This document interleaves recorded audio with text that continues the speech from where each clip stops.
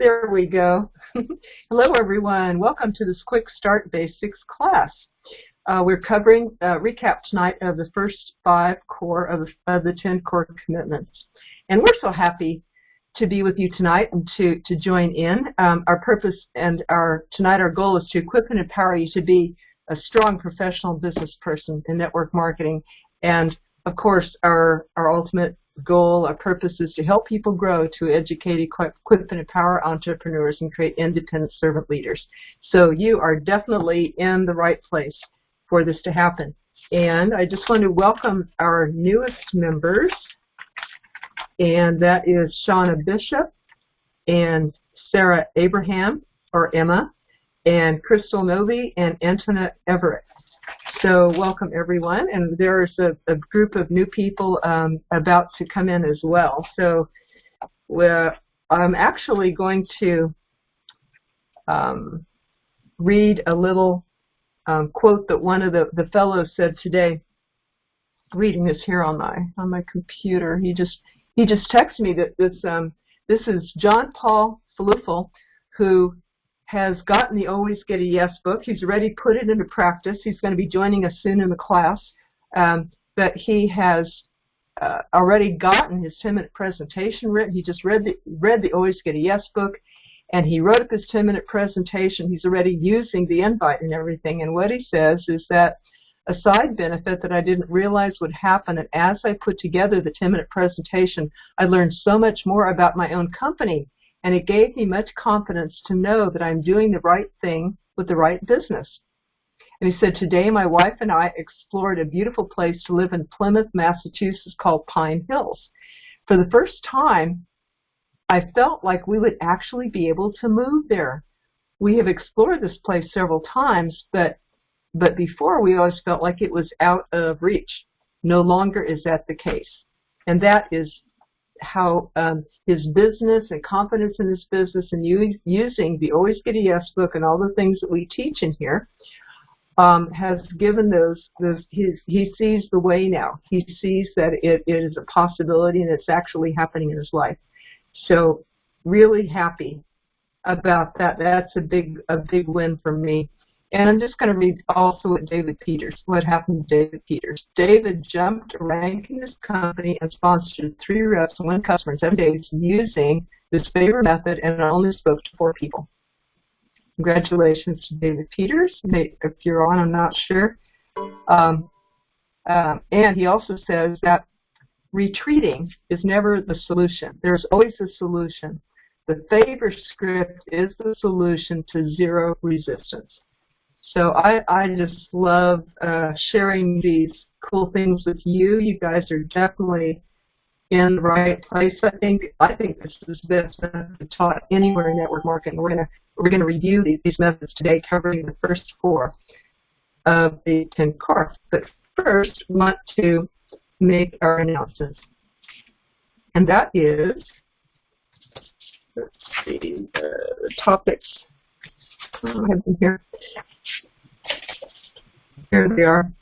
So, want to let you know what's coming up this coming week and invite you to join in. Every Monday through Friday is our MLM Lunchtime Leadership Show on Facebook Live, on Jeff's or my page, or you can go to the Facebook group MLM Lunchtime Leadership Show. And there we cover 1 of the 21 irrefutable laws of leadership by John Maxwell. And tomorrow, Monday, is going to be law number 6, the law of the solid ground. And that means that trust. Trust is the foundation of leadership, and it's the most precious asset in leadership. And of course, leadership, we're teaching this class because leadership is how you recruit a lot of people, build a big team, and make a big residual income. So to do this, you must be inside of network marketing. You must be a leader. So we teach 1 of those 21 irrefutable laws of leadership by John Maxwell. And Jeff has become a certified John Maxwell trainer, speaker, and coach. That's one reason we're able to bring you John's work. John is the #1 leadership expert in the world. He's been called that. So we love bringing that to you every weekday, Monday through Friday at noon Eastern Time. And this is a show that a whole lot of you are popping onto. You're almost outnumbering all the other people on that we know are watching the show. And it's one that you can invite people to. You can invite friends to, and you can invite your team to as well. On Wednesday nights, what we do is Jeff and I teach an advanced class of this, where we dive deep into John Maxwell. And this month, we are, in the next 4 months, we are diving deep into this book, which is the complete 101 collection by John Maxwell. This is like a few books within one. And what we're doing this week is covering attitude, how your attitude affects how you attract people, how you keep people in your network marketing business. So I just love what we're doing there. And this is not a free class. This is actually a paid tuition within the school. It is an inner circle of the school. A number of you are in that class, and maybe you could share later about what it's meant to you. I just think it's phenomenal. It just every class we do just takes me deeper and deeper into aspects of leadership for business, but also just how to live a good life. But definitely all the success principles are here and well worth the investment. As a Quick Start Basics member, each one of you get a discount to that class. And if you would like information on that, just private message me, but it's also in the Facebook group. So you can scroll down and you can find that information. Or I'll bring it up to the top again, too. Now, another cool thing that we do is every Tuesday at 3 p.m., Jeff and I do a Facebook Live with one aspect of network marketing, one lesson about network marketing. And the topic coming up this coming Tuesday at 3 p.m. Eastern Time is how to recruit everyone, Part 2. We did Part 1 last Tuesday, and this will be Part 2. So this is something everyone wants to know, how to recruit everyone. And Jeff will be the main guest speaker for that. Now, here's something really, really fun. Coming up next Sunday, we're going to meet here as usual, but it's going to be an open house. And that means you can invite people. It's going to be open to the public, actually. We're going to post on Facebook and everything. So y'all are going to be here. It's going to be a special bridge line for that night. So watch your bridge lines, because actually they're going to be changing over this next week. There's going to be a new bridge line for this class ongoing, but there's also going to be a brand new one-time one for Sunday's open house. And that open house, guess what? You can bring your team. It's going to be free for them. They can sample. And what we're covering next Monday, it will be core number 6, which is attend a weekly presentation, which is an open house. So what we're doing is we are demonstrating an open house on our teaching of that certain core. So we'll hope to be a role model and example of what you all can do too. But again, this will be next Sunday. We'll send out a special bridge for that you can publicize to all your team. You can invite them to come on and learn from us, because what better way?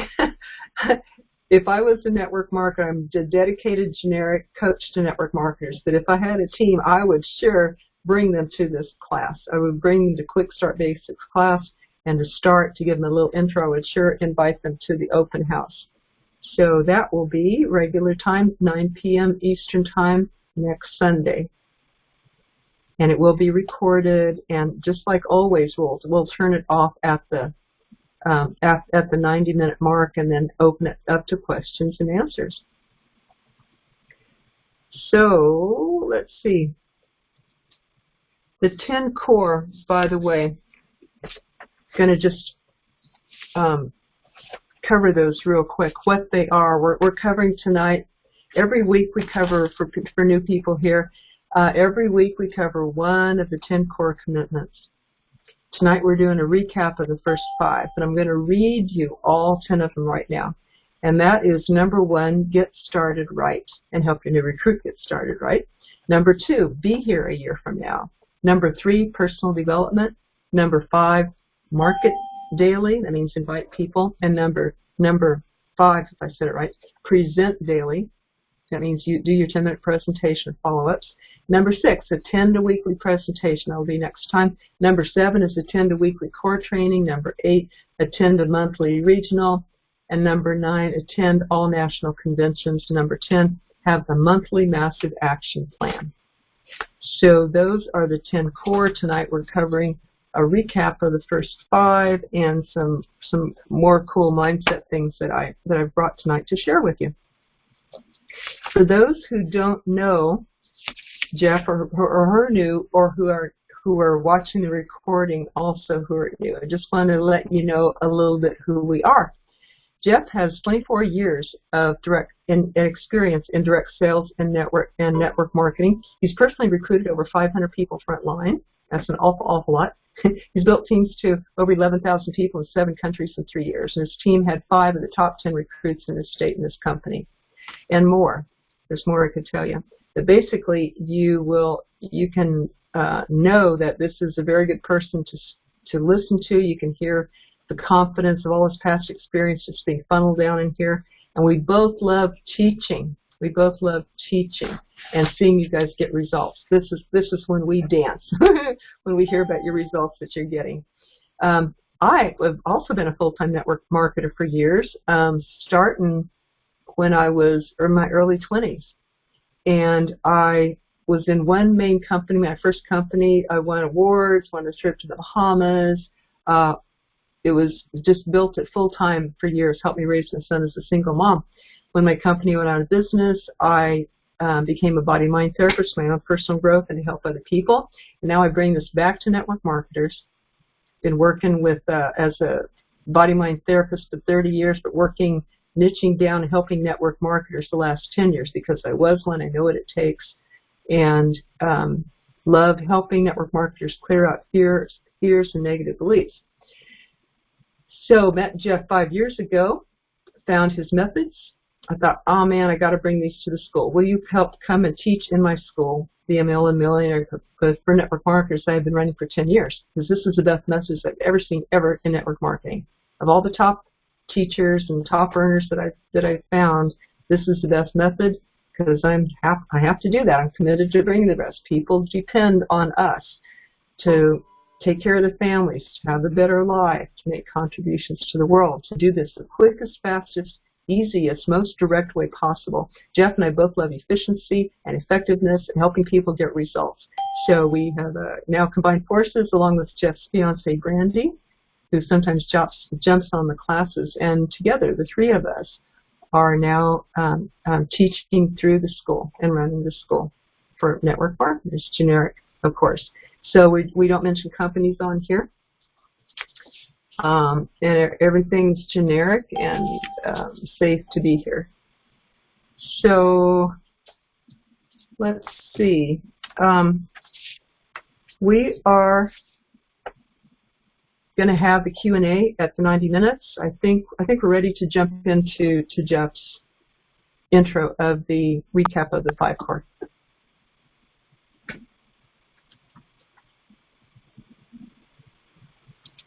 If Jeff, are you still on? Yep, there you are. Oh, he's left his scene for a moment there. It looks like. Hope his computer is working okay. Well, someone left a comment in the chat. You can see the chat there. You want to see if this keeps freezing.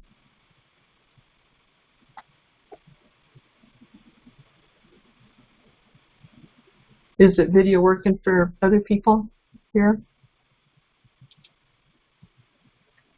Hope so. Looks like Brandy's working on it there. Can you all hear me? I hope. Can you hear me, Beth? Yes. Welcome, Brandy. Hey. I think Jeff went to check the connection upstairs with the internet because the computers already went down once. So we're just making sure that we have a good connection here. He should be right back, but you guys look like you're cutting in and out here. Awesome. Cutting in and out, and Bess, I can hear you, Bess, but I can't really, you're frozen. So you may want to turn your video off and turn it back on. And you may, okay. Because I can't, okay? Thank you. Can you still hear me, Jim?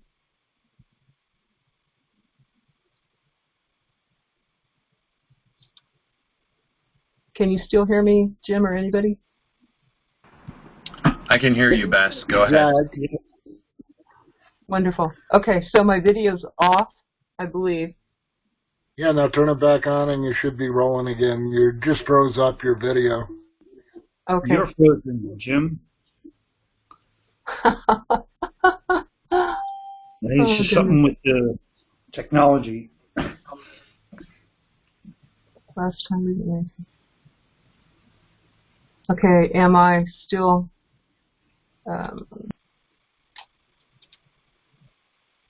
again? Okay, am I Nope, black screen. But I can hear you just fine. all right, you can hear me even though if I'm frozen or whatever? Yeah, Okay. yeah, I would just go audio. Okay. Jeff, would you like to take over now for the 10 core recap? First five, I mean.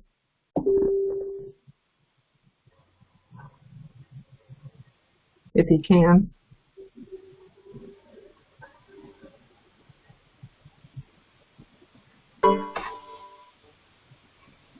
I'm not sure he can get back on. I can see him now, but he's frozen. Okay. If y'all can hear me, that's good, and I'll just go ahead and do the recap then until Jeff can get back on. Thanks. Alrighty. So, just, okay, so until Jeff can get back on, I'm going to cover the first five, and then I want to share some special things that I brought tonight to share with y'all. So the first five of the 10 core commitments are, number one, getting started right, and that means, see, Jeff has actually popped off, didn't he? Okay. So getting started right means that you want to have fast success. If it's you or a new recruit, I'm going to show you how to do this with a new recruit, and you're going to want to apply these things to yourself if you don't yet have a team. But getting started right means having fast success. In other words, I'm just going to fix something here. There we go. Okay. Sorry for the technical interruptions.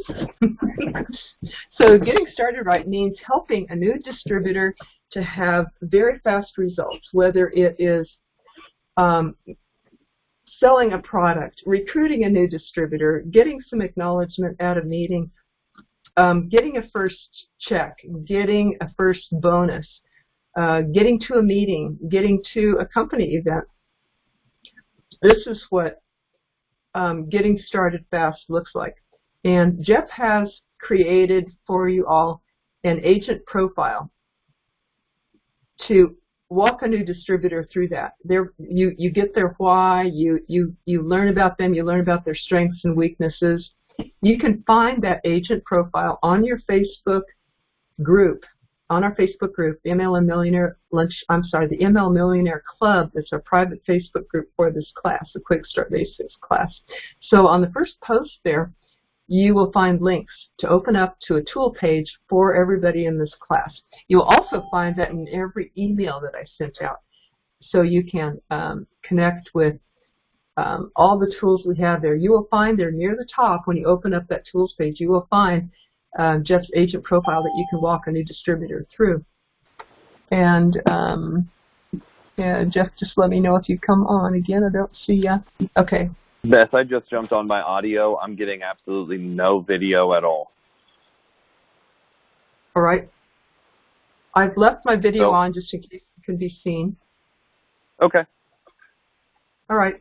I was just covering a little bit of the first recap of the 10 core with number one. We just covered getting started right, what that means, and using your agent profile. Okay. Would you like to take it from there, and then I'll present my part in a bit? Sure. I thought you were going first. Oh, Okay. I can. Either way. If you can, go ahead.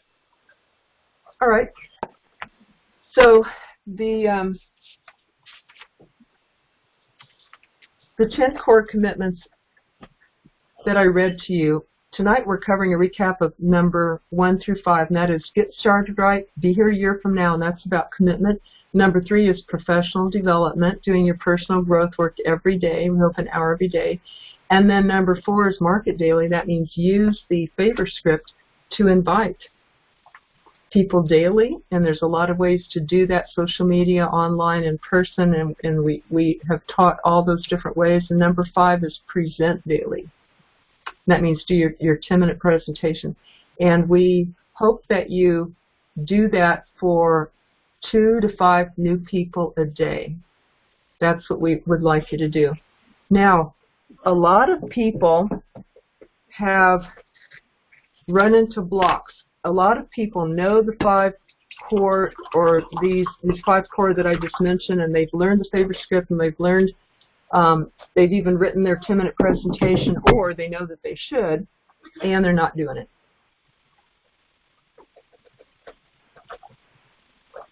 Big drink of water. This week, I coached a lady who specifically called me to work through her procrastination. I thought I would share with you, since it's a pretty common thing, I thought I would share with you tonight the coaching tips that I gave her so that you all can benefit from it too. So when you know all these things, when you're in this class, when you know what I call the best method in all of network marketing, and you still don't do it, that feels pretty bad, doesn't it? And she defined her state as miserable. She said miserable is when you know that you know what you should do, and you know you can do it, and you're still not doing it. And she didn't know why. So I led her through the steps that I like to check. But this is what she was going through, and maybe some of you can relate to this, or maybe in the past you've related to this, or maybe some of your team. She said, I make my call list, but then it stops right there. Even though I've been in my company for a few years, and sometimes your upline doesn't help you.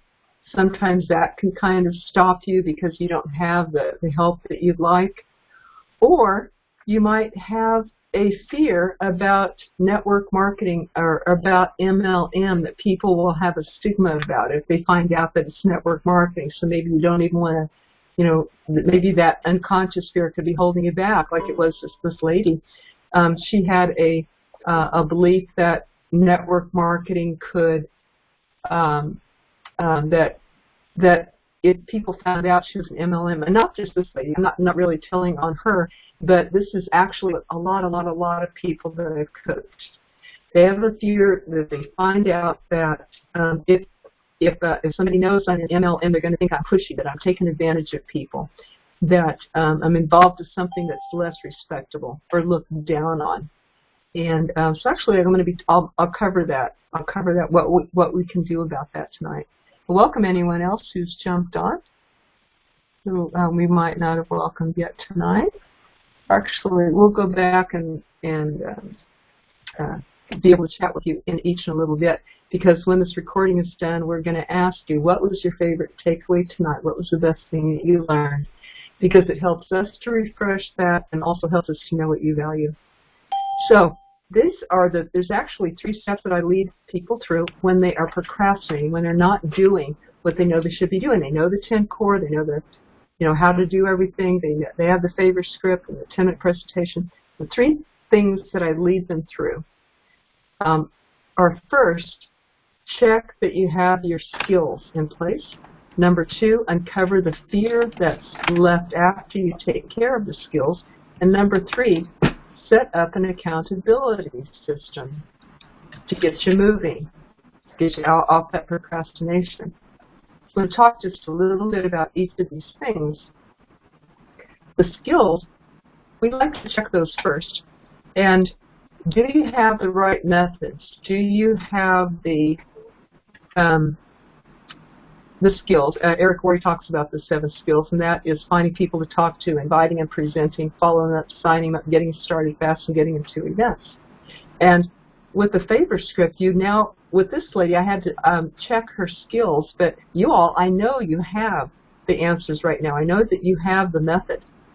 With the favor script, hey, I want to let you know what I'm doing. Can I ask you a favor? I want to let you know what I'm doing in case you run across the right person. You can refer them to me. And you text this to 10 people, although some of you are saying it to people or using that online.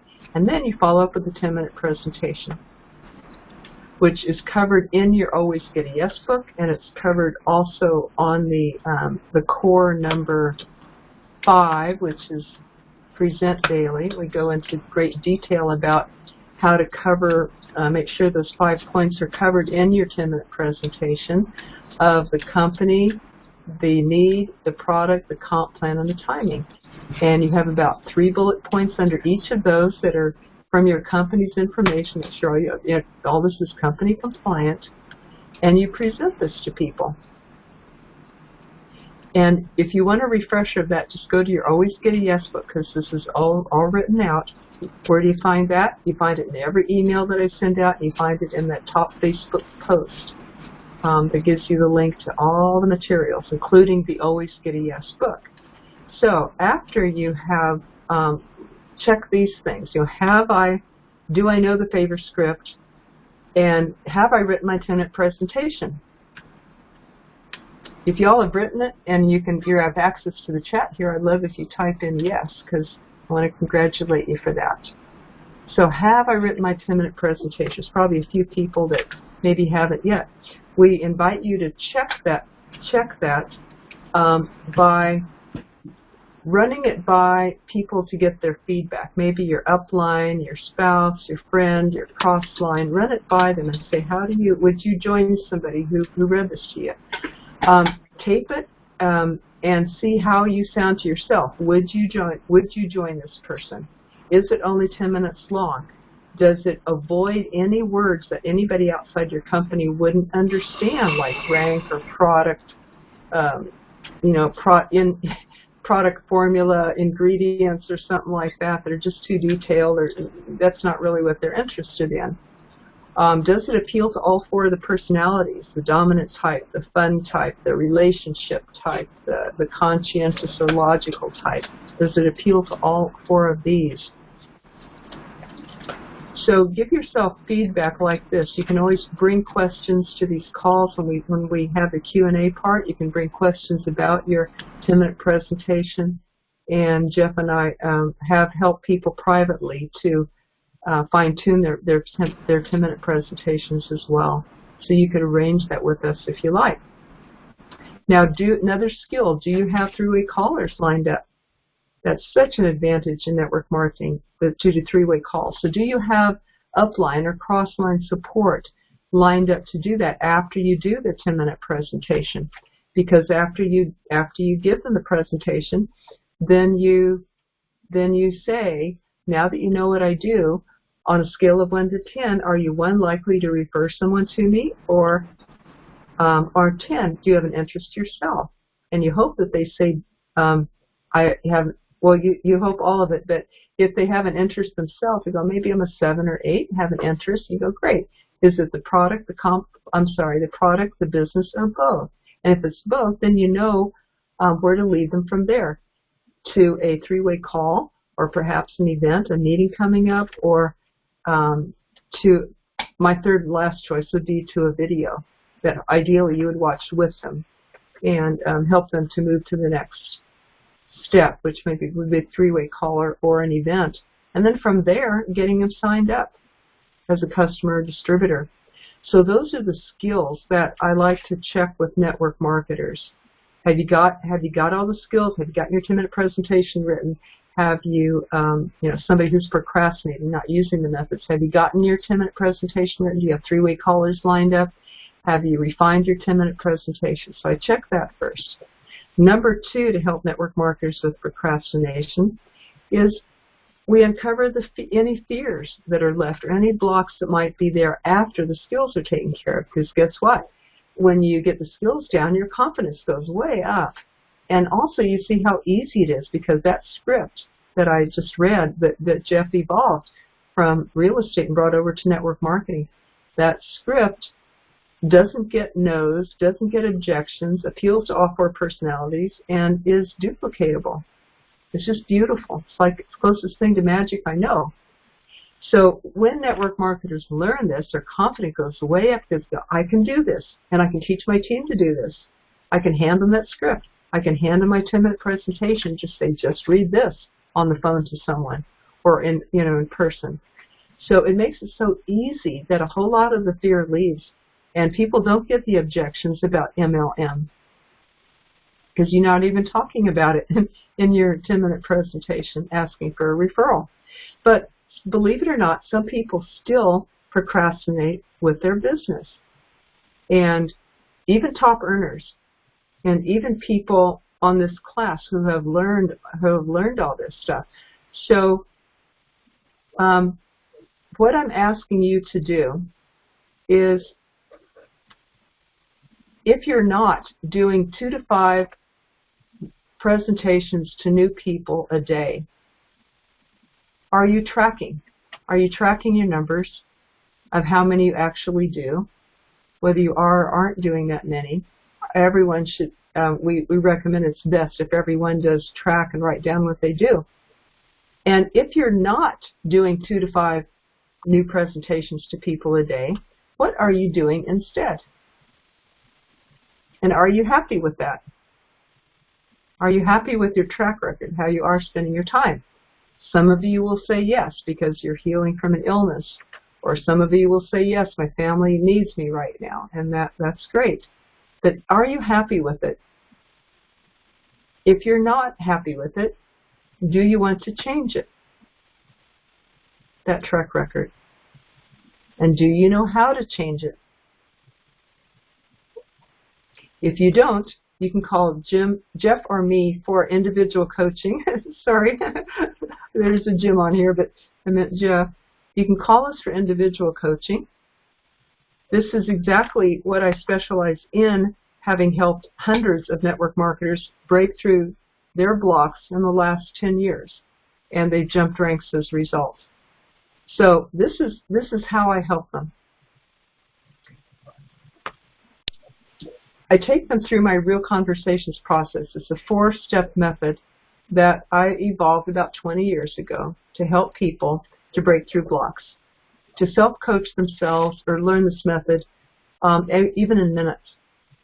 I evolved this from watching how I took care of my own blocks and how I helped students and clients through their blocks too. And it's these 4 basic steps: walking from problem to the emotion under that, to the need under that, and to the solution to that need, or meet that need, because every problem is just a sign of an unmet need. So you uncover the need, solve that, meet that need, and the problem or the procrastination goes away. Now I'm going to talk about the needs that people might have that could be blocking them and causing procrastination. My Real Conversations chart, which is available to all you, this is in your tools too, the Real Conversations chart, has 3 boxes. It has the problem, the emotion, the need, and the solution. Now the need, if you look there, you can see, well, what need is not getting met because I'm procrastinating. I'm going to walk you through a few of these.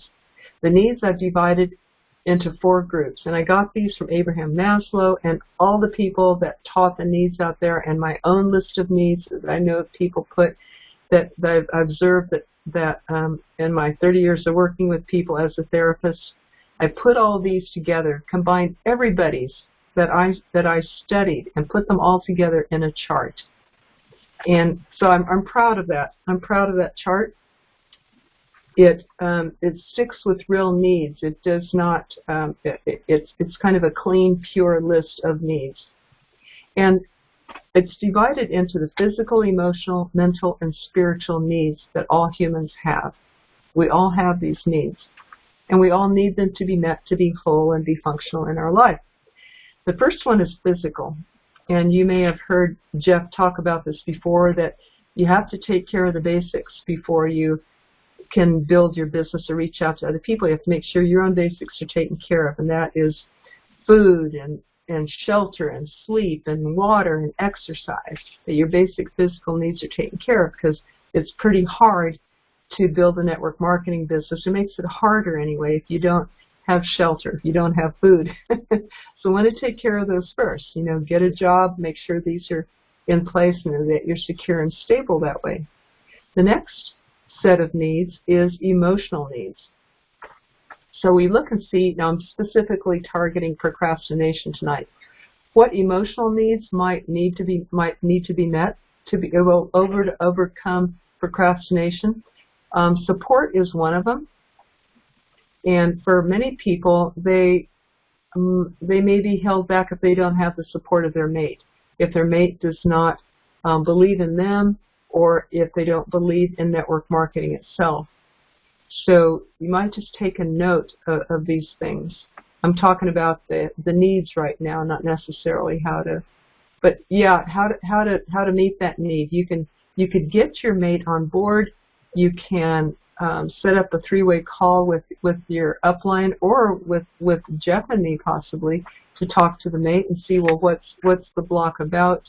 Can they get on board, or are they waiting for you to produce before they really get behind you, or agree to support you while you build your network marketing business? Maybe they want you to show some results or a good track record first. But what would it take to get that mate on board, or to get the support that you need, whatever that looks like? Safety is another emotional need that could interfere with really starting to do network marketing. A lot of people do have a subconscious fear that of letting people know that they are network marketers. This can come from, the pyramid scheme, the scam, the fears that the misunderstandings also that people have. Part of it is earned in MLM.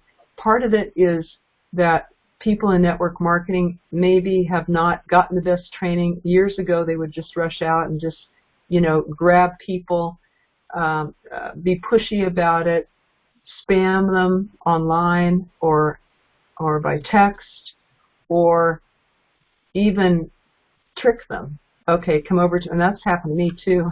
I was in a networking group, and this lady said, well, come over for dinner and, networking with other women. And then it turned out to be a network marketing meeting, that we were all kind of being held captive, and didn't like that. But, I did like what was presented, so I got into that part. But the fact that they tricked us and didn't say what this was about.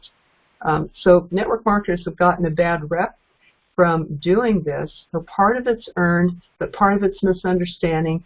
And part of the bad reputation is from people who have tried and failed themselves, and they do not want to look at themselves and why they failed, which could have been that they weren't trained right, or it could have been that they weren't serious. They just wanted something for nothing. They bought a bunch of product, didn't sell it, and they were hoping it would be a lottery ticket.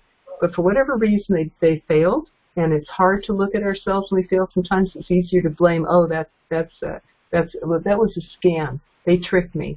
The reason I failed is because they hooked me and they tricked me. So there's a lot of undue blame put on network marketing, but some of it is due to the people who have also not done it right. Eric Worre has been very big on uplifting the profession of network marketing so that people can do it right, raise the reputation in this profession to a respectable one. And he's interviewed just some incredible people in network marketing. Myself, the last 10 years in network marketing as a coach and teacher, I have met some of the best people on this planet. Most ethical, giving, caring, generous, millionaires who help anybody that they can, and then they donate their money to build schools in Africa and Kiva and all sorts of things. That's one of the pet charities of Jordan Adler and David Frey's building schools in Africa. And these David has become a good friend and held the highest regard for many of these people. So my respect of network marketing grows year by year. the longer that I'm a coach in it. And I'll tell you, there was one point when I was questioning whether I wanted to be a coach in network marketing. And that was when my fiance, this was about 13 years ago, my fiance was ashamed of me for being a coach in network marketing. This was when I first started, and we would go to some of his company events, and he would not want to tell people what I did because he had this unconscious stigma about network marketing and did not want to let people know I was a coach for network marketers. So this was when I was just starting out, and I deeply questioned myself, and I said, gosh, I don't want this to come between my fiance and me or our marriage. Maybe I should think of a different profession. For 2 weeks, I did a lot of soul searching. I was searching online. I found both pros and cons about network marketing. I said, if this is really a slimy profession, I don't want to be doing it, you know? So I did a lot of soul searching, researching, and I came out that, yes, it was a good profession. It was a respectable profession, and even, you know, all the spiritual principles are reflected in it. People could, it was one that I could be proud of. But it kind of rocked my boat for a while, you know, because I felt shame. When he was ashamed of me, I felt shame. Well, maybe I shouldn't be doing this, or maybe it is a slimy, you know, business. But that made me stronger. I came out of that proud and sure, and proud that, you know, this was my path. This is who I really wanted to niche down and coach and work with a lot, help people have a better life. Network marketers face themselves every day. It's a huge personal growth business, and I wanted to help them in it because I was one. I know what it takes, and I'm bringing all the personal growth back to network marketers. This is why I niched down. And the fiance and I didn't last, but network marketing did. My coaching and helping network marketers did. But it made me stronger. Another thing that helped a lot was Eric's work. And he has produced a wonderful DVD, a 50-minute documentary called The Rise of the Entrepreneur. And you can buy this for $10. You can go to his site, Network Marketing Pro, and you can get a copy of that. I recommend that you watch it. He originally made it, I think, to help people see the beauty of network marketing. He has interviewed the top economic experts in the world who say three things. They say what's coming in this economy. Number two, that you need to have a business to survive it. And number three, they say that network marketing is the best business in the world that they all know. It brings a whole lot of validation to network marketing. But Eric also realized that besides showing it to prospects and helping them to believe or to validate network marketing, what it did is it raised the belief level of all the network marketers and raised the validity of this profession. He says, watch that 20 times to really gain all that you, to really change you from the inside. If you have any doubt about it. Another thing that, another story that I can tell is I found online, and you know, I live here in Kansas. When I moved back to Kansas from Austin, Texas, I found that there was someone teaching network marketing through a school, and that school was only a few hours away from me. So I contacted this Professor David Frost. He was teaching network marketing as a certified course through Bethany College here in Lindsborg, Kansas, near me. And this was the world's first certified course in network marketing, the first one to give out, the first college or university give out a certified training for network marketing. I thought, oh my gosh, I know that Tim Sales spoke with the professor, forget his name, was it King? Who taught network marketing at a university, but this is the first time that I found it was taught through a university and giving a certification with it.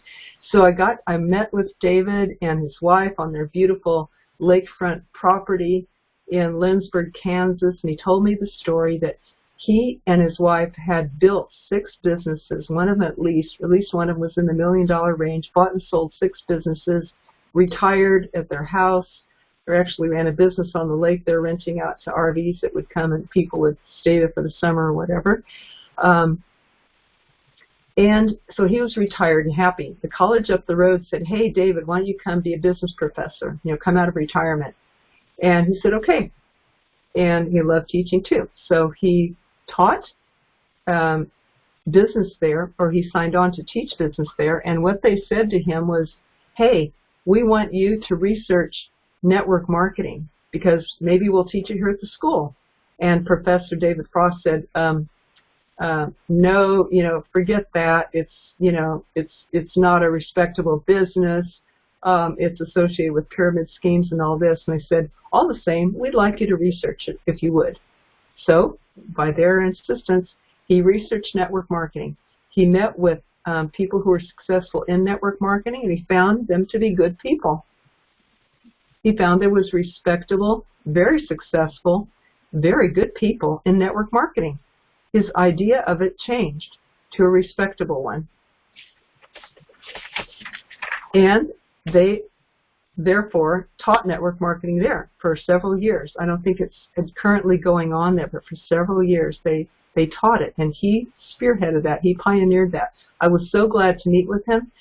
We did interviews back and forth. I actually helped with his school, with his classes. He learned from my school because I'm teaching network marketers, and he was teaching network marketers, so we actually help each other back and forth in our classes. But my point of this story is that a skeptical business professor who's a naysayer for network marketing was asked to research it, and then he found that he not only found it good to be a good business, but that he also taught it. He became a network marketer himself, and he taught it there. And some of his students became network marketers while they were in school, and some of them made $4,000 a month as students while they were going to school, doing network marketing on the side, and they didn't have a student loan to pay off when they graduated. So he set a bunch of records and a bunch of precedents that way to help people overcome any stigma. This is a profession, my moral of the story, this is a profession you all can be proud of. One of the links in your tools page, which I've mentioned, you can find it every email and on the Facebook group, first announcement on the Facebook group. On that tools page is an article that I wrote called Famous Supporters of MLM.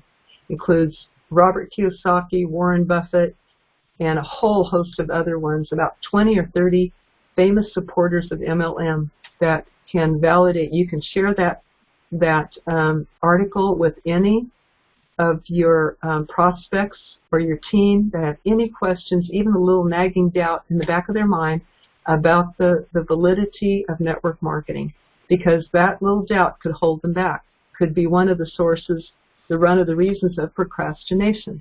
So that was sort of a big talk about helping yourself or anyone who might have any portion of stigma about MLM that could cause procrastination or even hold you back. Because we want you, Jeff and I want you guys to go 1,000% forward to your dreams, whatever speed you want to go. We want you to be totally available for that.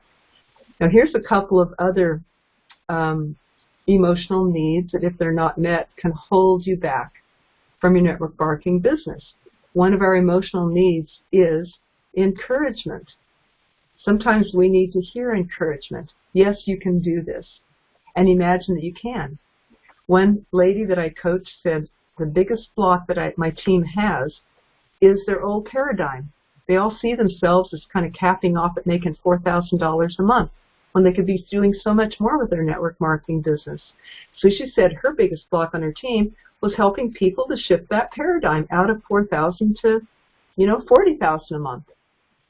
And, or something greater. Maybe they just need to take the next step. Maybe think of 6 or 8 or 10 or 12 or 20, take gradual steps. But it's a mind shift, a mindset shift. And encourage them, see yourself there. Don't let your procrastination be caused by the ceiling that you might put on your own head of how much you think you can do or how much you've done in the past. So therefore that's all you can do. Therefore you might sabotage your efforts and not go out and do more. You might not do those 2 to 5 presentations a day because you think, oh, all I can earn is $4,000 a month. That's all I've ever earned, and that's all I can do or deserve to do. And that's not true. So lift that lid of how you see yourself and encourage yourself. Run a mind movie, I call it, of imagining how successful you want to be. Imagine yourself making 6 figures, $8,000 a month. See yourself doing that and start to get comfortable with that vision of yourself. Start to get comfortable with that paradigm, with that picture of you. Paint that picture of you, step into it. What will you do? What kind of car will you drive? What kind of house will you live in? How much money will you invest for your future, for your kids' college fund? What will you do with that $8,000 a month or that extra $4,000 than what you're used to making? Step into that mind movie. I recommend to run that mind movie of yourself where you're in it, feel it, see it, breathe it, smell it, everything. Do that a minute in the morning and a minute in the evening. Or like Jeff has recommended, go shopping for a BMW. Go shopping for a nice car or nice clothes or a nice house. Start looking at nice houses. Start getting comfortable in that new paradigm of yourself. So that would be the encouragement. Ask your upline if they're coaching or mentoring you. Ask us, just let me know that I can. I just want to hear that. Let me know that you believe in me and that I can, that you can see me doing this. Sometimes that's what's needed for yourself or your team. Know that you deserve it. Self-esteem is another need under that emotional category of that needs list. Knowing that you deserve this. How do you deserve things? By helping people. So go out and help people. You will feel better about yourself, and then you'll know that you deserve it, and you allow yourself to receive the rewards of helping people. Remember, your money is a measure of how many people you've helped. So when you see people on the stage, and you see people jumping ranks, they can be proud of themselves, and you can too because you've helped people. You deserve it because of that. Hold the intent that you will be of service to life. Make that commitment. You will feel good about yourself, and because you will have the self-satisfaction that you did your best and you came here to do what you needed to do this lifetime. Your purpose is to help people, to serve life. That's where you're going to feel the best, actually. So when you do that, you know that you deserve it. You know that you deserve what comes back as a result, and it will come back exponentially to you. Just keep serving. Don't really look at the scoreboard, as Coach John Wooden says. Don't look at the scoreboard. Just keep doing your best, which means helping people. Increasing your skills, writing your best 10-minute presentation you can, and contacting as many people as you can, serving them as best as you can. Then you will know that you deserve it. Another category of needs that might stop you is the mental. A lot of people need acknowledgement, and you can acknowledge yourself that this is a good business that I'm in, that I'm doing good things, that I'm helping people. You can also ask, so you can meet these needs yourself. You can also ask your upline, mentor us. Tell us your successes so we can acknowledge you to spur you on to do more. Competence is another need under the mental. To get competence, practice your 10-minute presentation. If you haven't yet done it 100 times, you will get better at it. Practice it, record it, give yourself feedback, get your competence on it so that you will not let that hold you back or procrastinate from doing from going out and helping people. Another need under the mental area might be validation. Yes, that I am not a successful person yet. Some people say, well, I hesitate to go out and talk to people about the business because I'm not yet successful in it. I'm just starting. What do I have to show them? Who am I to bring value to the people and tell them about a business when I haven't been successful yet? Well, that's how you get successful, right? But believe me, you bring value just now because you're bringing them an option. And if you want validation for somebody successful, that's what three-way calls are for, bringing people to meetings. So use somebody else's successes until you have your own success story to bring along. But just look and see, is that contributing to your procrastination? Is that stopping you from, that validation that you're not successful yet? Is that stopping you in any way subconsciously? Is it making you? Remember, if you're not doing 2 to 5 presentations a day to new people, are you okay with that? Do you want to change that? What are you doing instead? We're looking at the things that could be holding you back from that. Another one that holds some people back from doing their business is, well, everybody in my area has heard of it already. And one lady was telling herself that. She goes, but I know not everybody really has heard of my network marketing company already. There are some top earners around me who are jumping ranks and building houses and building beach houses and all this stuff. So somehow I think that the area is saturated. But it's not. There's so many people that haven't heard of my business yet right around me. But even if there was, that person could go online, right? So the whole world is open to you. The whole world is open to you for prospects. So that's not a valid reason, but yet it could be a subconscious one that some people could carry in back of their mind. So just take a look. Is that in there to any degree in your mind if you want to be doing more? So what we're doing is raising the lid, the ceiling that people sometimes put on themselves and makes them not live up to their potential. Even if you're not procrastinating, could you be doing more? Can you use these tips that we're talking about right now to help you to do more than you're doing? Double it, triple it, 10 times it? Are you living up to your full potential? Are you doing all that you could be doing? Or is there more to go? Or do any of these things dampen you, hold you back, subconsciously pull you back? The last and fourth category under that needs list is spiritual. In other words, some of the needs that we have on the spiritual list part are, for example, peace and balance. I found myself recently just going so fast I was kind of tripping over myself, and I was not taking care of some of my basic needs like spiritual time. I got that, and I feel on track again. I feel like a new person because I was kind of skimping on my spiritual time, my morning spiritual time. Don't skip on your personal growth time. That will show up too. Don't skip on exercise or those basic things. Don't skip on fun because otherwise we become dull people. So make sure that you're getting that balance that you need in your life to keep running optimally. You can skip on it sometimes, like if you're doing a challenge, but know your limits of how long and what it takes to get you back on track. Another need under the spiritual category could be purpose and a connection with a higher power and a connection with our meaning.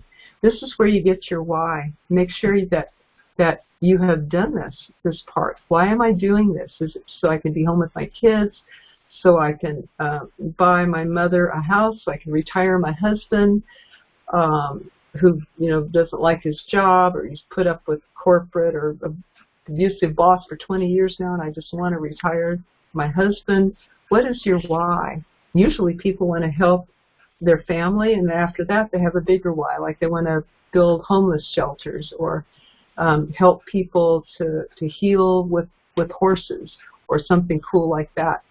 So know your why. Be very clear about what that is, because if you're not, that could be a spiritual need that's not being met, and that could unconsciously make you procrastinate. Another spiritual need under the spiritual category is the need for creativity. Are you finding ways to be creative in your work, even if it's creative with communication or, making a cool graphic for Facebook? Are you finding ways to be creative? My art, at this time, I have, I've been an oil painter, a portrait painter, I've taught art and everything, but now my art is people and the art of teaching. This is my art, and I love bringing things to you and helping you find new and better ways to learn that's I just thrill with that. That's I'm having fun at this moment. So, but are you finding a creative outlet, for whatever you need for your creative outlet? Are you finding that within your business or outside your business? But is that need being met? Another spiritual need is to belong to and to contribute to. Are you connecting with people in your network marketing business, on your team, socially at the events, here on the group, within your Facebook, or within our MLM Millionaire Club Facebook group, with other people online? Do you feel like you belong, like you're being supported, like you have the help that you need? And are you contributing to life? That's a real need that we have. Do you feel like your network marketing business provides a needed service or product and helps people with their health or other things? Do you have a why to be able to contribute to life after you succeed? These are things that fulfill us and that we need to have on board to not subconsciously sabotage ourselves. So again, to summarize that part about uncovering the fear or the reason that's blocking you, take a look and see, are you doing as many presentations a day as you would like to be able to do? If you're not doing 2 to 5, do you want to? If not, what are you doing instead? And do you want to change that? Do you know how to change that? I hope I've given you some tips about that tonight. So remember, I was mentioning that number one, the people that I coach with procrastination, number one, we look at their skills and upgrade those, make sure those are good. Number two, we uncover the fears or the hidden negative beliefs that might be in there, like I just mentioned. Hope this helps. I'll post the chart that I mentioned of the needs, because anytime you run into a block, you can just look at that third box, which is the needs. They're physical, emotional, spiritual, and mental. And you can look at all 4 categories and say, wow, which one of these pops out to me right now? Like, wow, I need validation, I need support, I need security, I need skills, I need practice, I need a why, I need to really polish up my why. But you can look at these categories and you can read underneath them and say, does something pop out to me, stand out to me that I need to take care of that need? And that's why I'm feeling stuck today. That's why I know I should be making my calls or my texts to invite people to hear the presentation, but somehow I'm feeling stuck.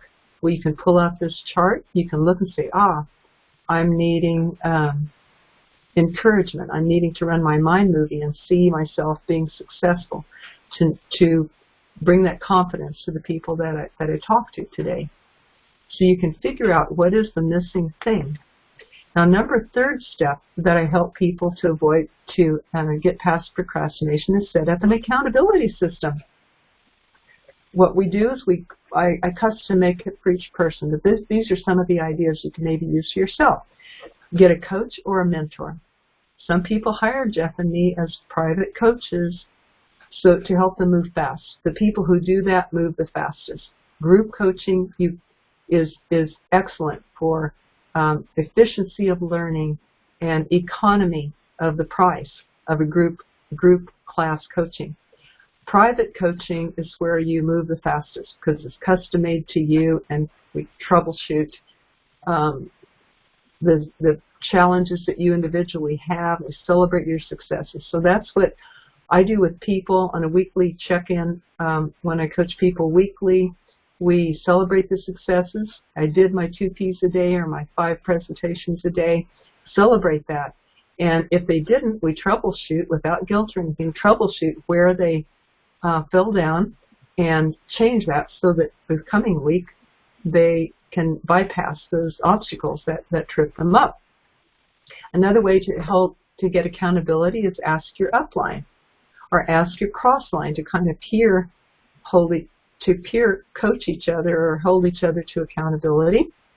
Another place that you guys have access to is your Facebook group, the MLM Millionaire Club. Some of you are taking advantage of that, like David Roeder. You can see what he put in there. I'm going to do 3 new presentations a day. And then underneath that, that's a post. You're declaring it to the group, right? all the members in the group, 50-some members in there. And then every day in the comments, he will put the date and how many presentations he did. Sometimes he's gotten so busy doing so many that he forgets to come in there and log on. But when you do, David, it inspires everybody. And it also moves your post up to the top so that it's easy to find. And every day he put a new comment under there, a new line, like the date today and how many presentations that he did. And we get to congratulate you and celebrate with you. And I think that's an important part of accountability, is celebrating your successes and telling it to the world and celebrating your successes when you reach that. Here's another accountability idea. At home, if you have a family, husband or wife and kids, then get a whiteboard and write down how many presentations you commit to do a day. Sort of use that Facebook idea only at home. And tell your spouse and your children, this is what mommy or daddy is doing. They're going to do 2 presentations a day or 3 presentations a day, and you can write them at the top of the whiteboard. You can write the date and how many you actually do. So they know what you're doing. They can see that you are doing it, and they can see your progress. Or maybe you did 5 today, maybe you did 1 today, or maybe you make up for it and do 7 tomorrow. But they can see your progress, and they can know that you are working for a common goal. For example, the summer, mommy or daddy is doing these presentations today and writing it in here so that this summer we can all go to Disney World, or some goal that you might have, or so that mommy can quit her job and be home with you more, or catch your school events, or catch your games, or whatever.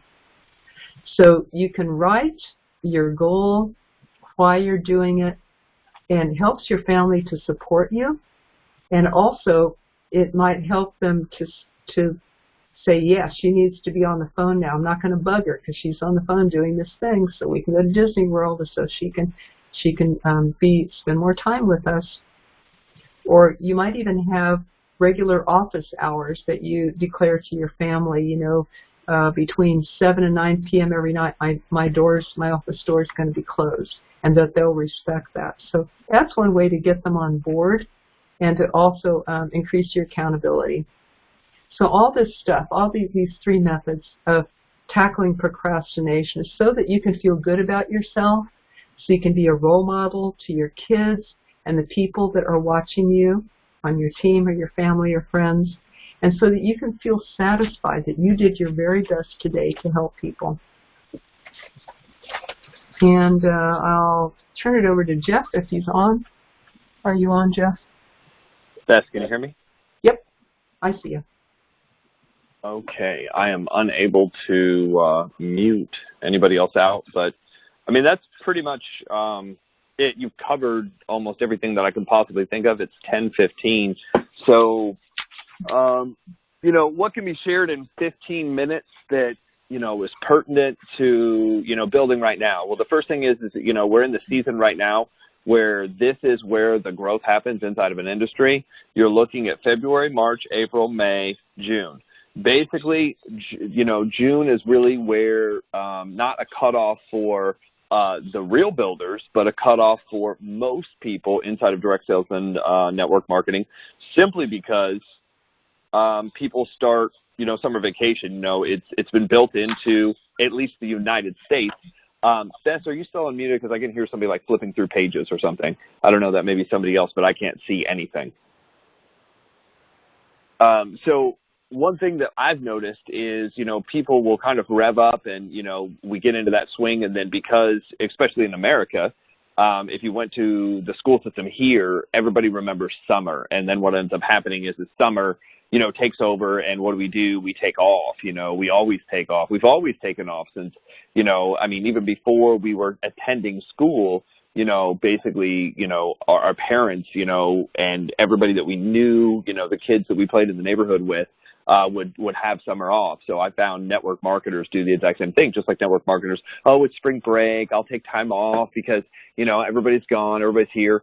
And what's really interesting is I've taken that same spring break, and for the last few years, I've made the biggest growth happen in the month of March and April, which statistically is the month that all spring break happens when everybody else is, bitching, whining, and crying that, it can't get done. We get it done. It's just a matter of focus. So I found, people's problem of building network marketing, direct sales, really any business, is just an awareness factor of what you're trying to accomplish. Most people do not understand what they're trying to accomplish. Most people are just trying to get somebody in. And if all you're doing is trying to get somebody in, what I can tell you is you probably don't understand exactly what's going on.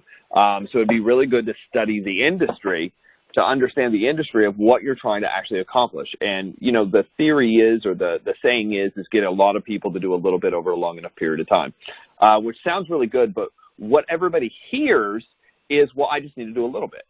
And that's absolutely 1,000% incorrect. Doing a little bit will lead you all the way to, the next call. It won't lead you to success. It won't lead you to, pick up a check. It won't lead you to a new recruit. Just doing a little bit. People, in general, have an idea of, I'm going to do as little as possible, and I'm going to expect the best results possible. And unfortunately, that is not the way any business works. A lot of people kind of blame network marketing for this, but I'll be real honest, no business works like that. I've talked to people, over the years. I've done a couple different things, So somebody asked me this weekend, why is it that you were able to come into this new company and you were able to recruit so many people so fast? It's like 47 people so fast. And I was like, well, yeah, I've been doing this for a while. I said, I've also done well before in the mortgage business. Now, why did I do well in the mortgage business? Well, I sat and I learned what was taking place, what was going on, what needed to take place. I looked at what everybody else was doing. I looked at what the best people were doing. I sat next to the best people. I didn't even think back on this, but I sat next to the best people, and I listened to this one lady, Irene, who was the best in the office doing it, and I listened to her, and every single day I talked to this lady. I asked her questions. Well, how is this? How is that? What's going on? Why? Why did you say that? Why did you do that? Why did you do that in that order? And, in the course of a month, working next to this lady 8 hours, I probably picked up more about what to do than the average person does in 5 years, which is why I was closing, my first 3 months, I closed 19 loans. And I don't know why I remember that number, but my first 3 months in the mortgage business, I closed 19 loans, which, by the way, is almost not possible if you know the loan business. But this was a long time ago. They were refinances. So refinances through the companies we were doing them through happened to go faster back then. But here's the thing. We were doing phone sales. It was all over the phone. I never met a single person. I took their name. I took their address. I mean, that's how crazy this is. I took their social security number. I took their birthday. I took their kids. I took people's bank account numbers over the phone. And people are like, well, people just won't talk to me. Well, maybe you need to talk to different people. Because if people are giving, guys, I was 19. Actually, no, I was 18. No, I was 19. I was 19. And people were giving me the names of their kids, their social security number, their birth dates. I had all their kids' birthdays. Now, I didn't have their social security numbers because it wasn't necessary for the loan, but I had everything else. I had which banks they went to, which bank accounts. They gave me all the information. I pulled their credit report up. I was able to see all this. At 19 years old, over the phone, never have meeting me, and did not know the name of the company.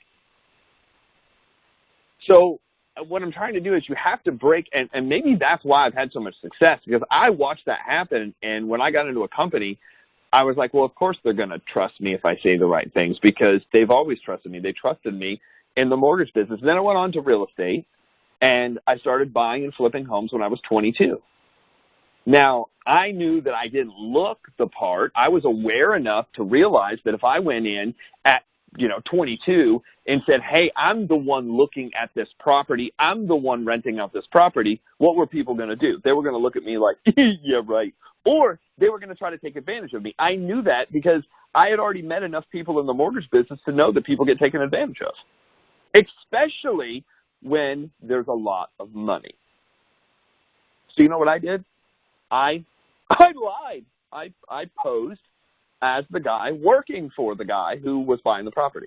I posed as the construction worker. I said, oh, yeah, I'm kind of like a handyman. I come around, I look at all the properties, I take pictures, I mow lawns. And what did they see me do? That's what I was doing. They never knew I was the owner. The people in the neighborhood next to the houses that I bought never knew I was the owner, which is funny because then the people renting out the houses, guess what they did? They told me everything. They told me everything. Well, you know, we really haven't paid in our last property, but, you know, don't tell the owner that. Oh, I won't. You know, and, you know, we're trying to skip out on this one and we're trying to save money so we can come over here. So, you know, maybe you can put in a good word and, you know, does the owner does the owner want to hear certain things about the property? I'm like, yeah, you can keep going. You know, and I just let them talk. But I was able to find better people that way. And I was able to purchase quite a few houses. I mean, at 22 years old, I started purchasing property, and I was showing up to the title company, you know, I went to the title company, closed the deal, and I'd walked away with, I think the first deal, we walked away with like a $10,000 or $11,000 check. And I remember going to the bank and the lady looking at me in, you know, cut off jean shorts and, you know, tennis shoes and a tank top. And she looked at the check and she was like, what is this for? I'm like, what do you mean, what is it for? It's a real estate deal. She was like, oh, well, I said, you know, she's like, what do you want to do? I was like, I want to deposit it. She's like, oh, okay, hold on. And, you know, of course, she walked in the other room to talk to the manager just to make sure.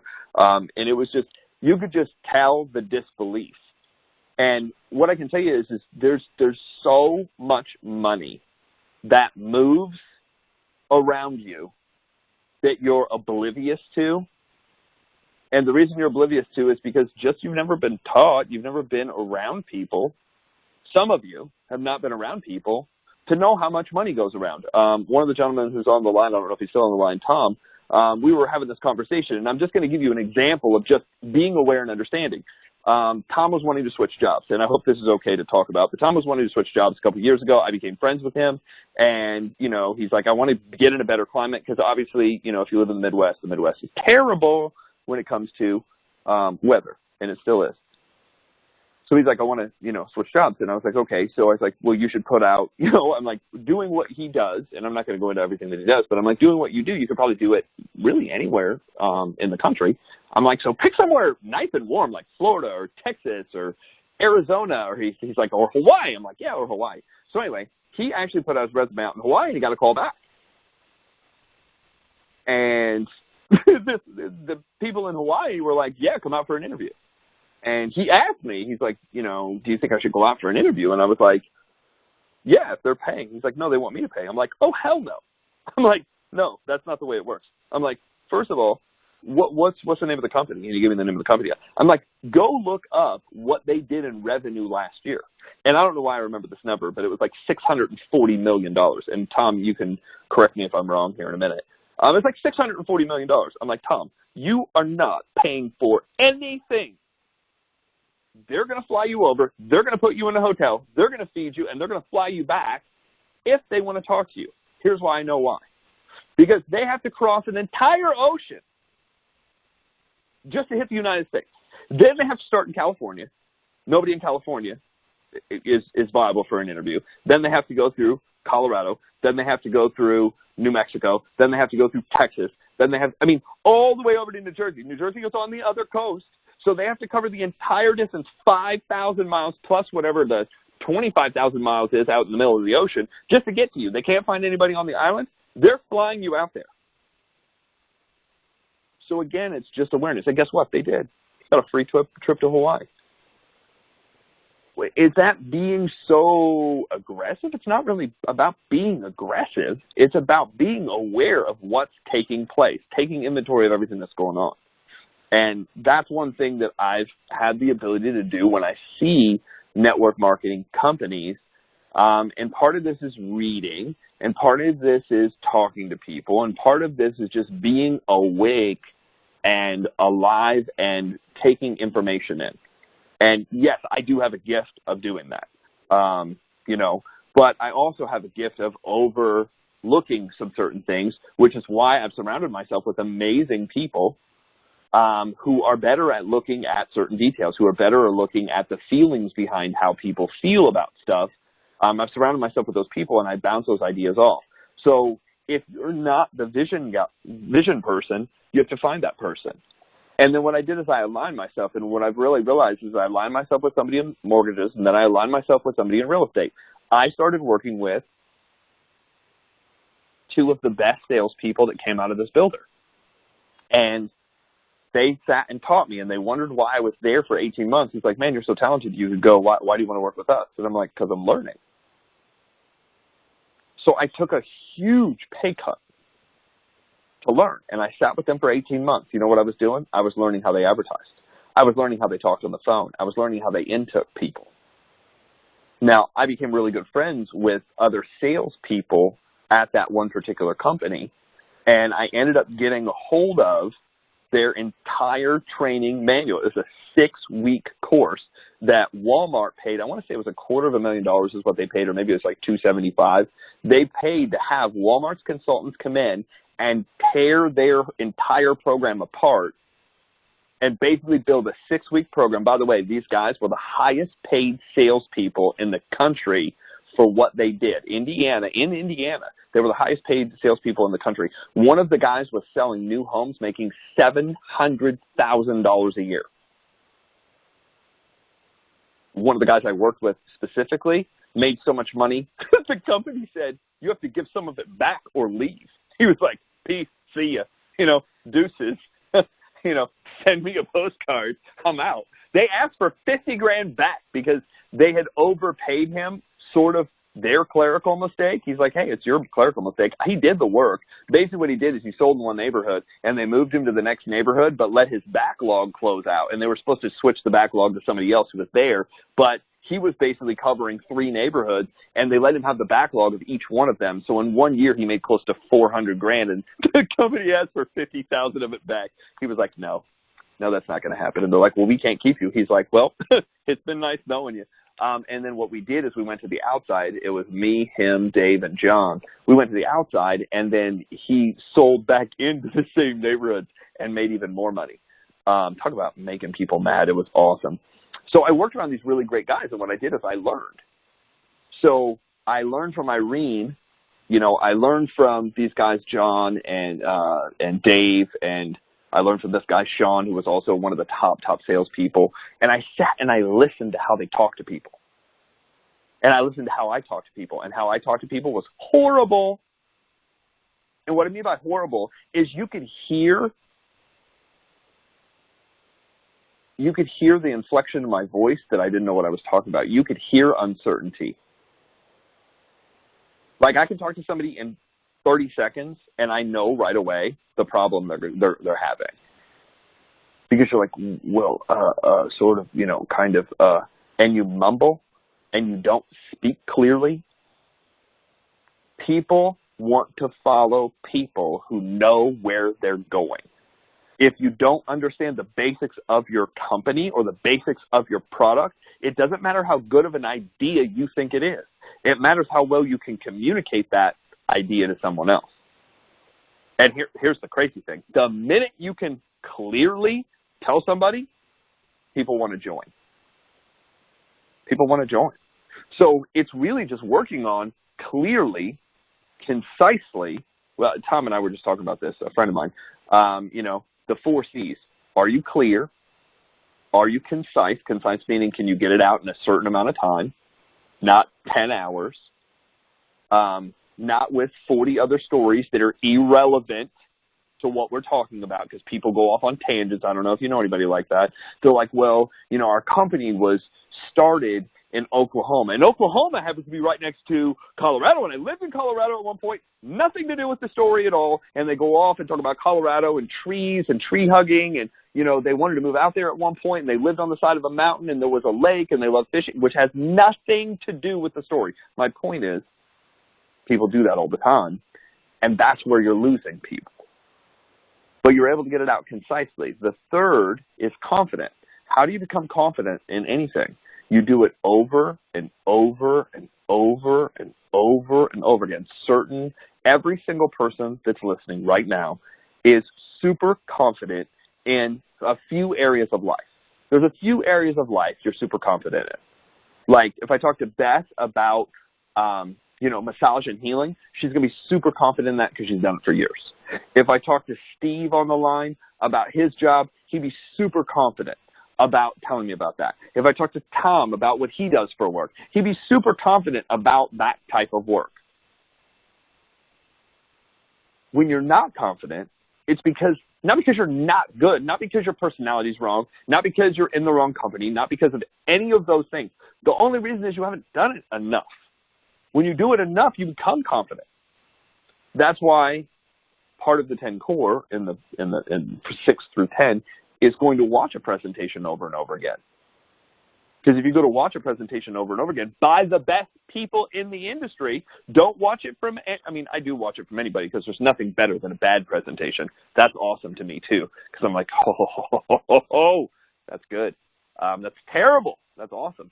I actually enjoy even the bad ones now because I'm like, man, I could help this person so much. And sometimes I'll ask, I'll be like, hey, do you want a tip on being able to do this better? And you know what a lot of people say? No, man, I got it.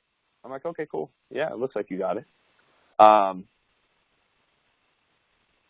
Where was I going with that? So confident, and the last one is consistent.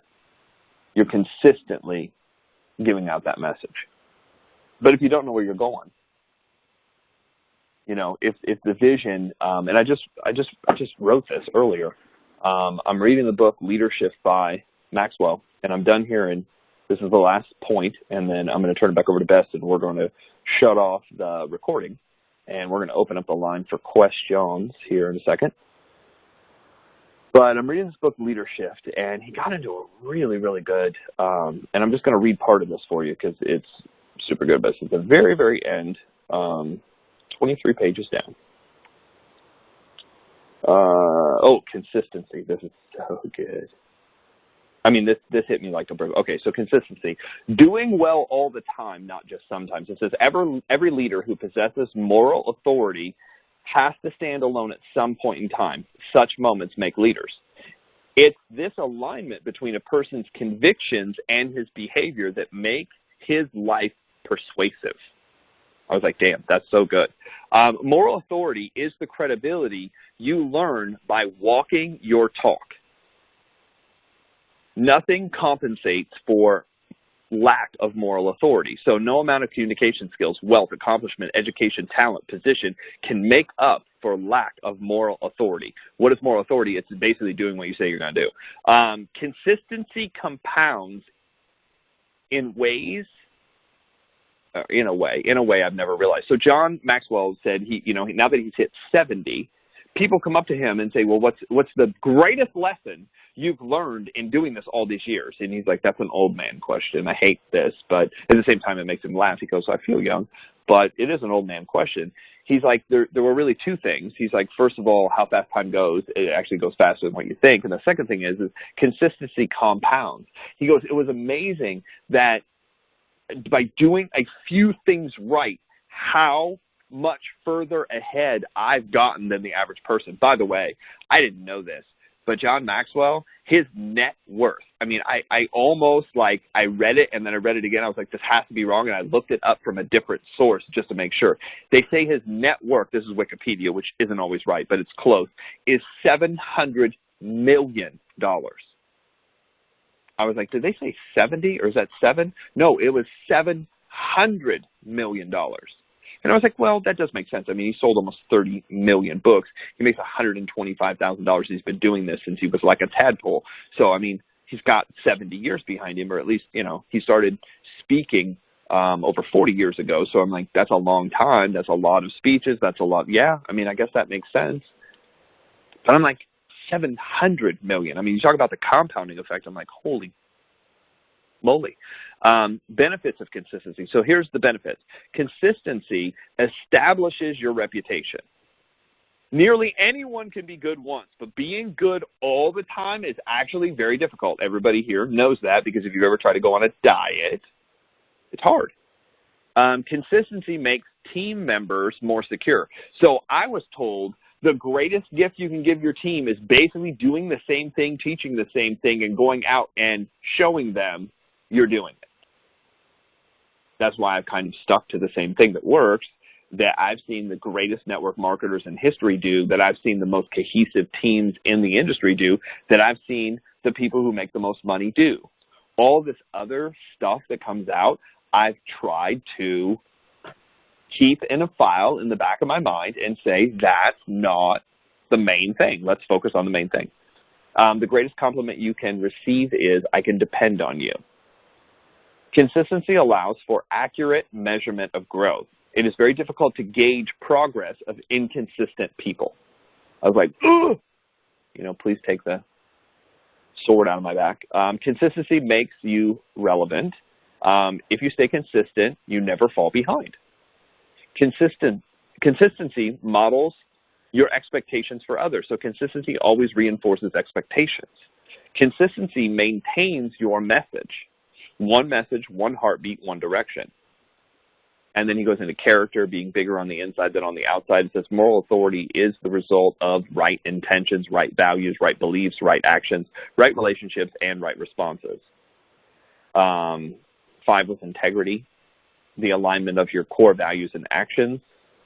True leaders with integrity put the team, the organization, and the vision ahead of themselves. So John just decided, I will only teach what I believe, I will only teach what I've experienced, and I will only teach what I live. And basically he's saying, if I'm not doing it, I'm not teaching it. Humility is making an everyday choice to credit God for your blessings and to credit others for your successes. That's humility. Humility is not denying your strengths, but humility is being honest about your weaknesses. And the last thing is love. And I think that really comes down to like what we do. He says love. You must care about people. You must respect people. You must value people for this to work. And that's true in every business. I don't care what business you're in. So he kind of has his list. Always put people first. Live to make a difference, not to make money only. Because he's made a lot of money. Be myself, but be my best self. Express gratitude. Reject entitlement. And be willing to be misunderstood and lonely for the right reasons. So that's what I got for this recap. I'm going to turn this back over to Beth. And we need to unmute everybody and go through questions, correct? Yes. That was awesome, Jeff. I feel like we got a little nutshell of a leadership class in here and how this applies. Thank you. Okay. Can you turn the recording off from where you are?